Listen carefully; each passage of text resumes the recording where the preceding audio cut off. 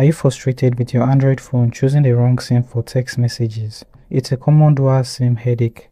I'm going to show you the exact settings to change so your phone finally remembers your preference.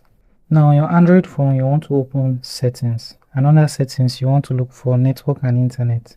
You can also search in the search settings section for SIMs, and it will show you SIMs. Now you find this under network and internet, and on some other Android phones you see it as connection. Simply tap on SIMs and it will bring you here, and here where it says your primary SIMs under text message. Now here you can choose which SIM you want to use as your primary text message SIM. So you can tap here and select if you have dual SIM on your device. But if you still find your Android phone using the wrong SIM, you can go to the messaging app,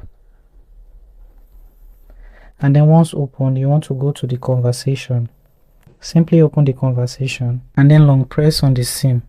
You see switch SIM. You can also still do this by tapping on the profile name, and here you see switch, so you easily be able to switch for any conversation. So that's how to switch between dual SIM for text messages on your Android phone. If you do find this video helpful, do make sure to leave a like, subscribe, and have the post notification turned on.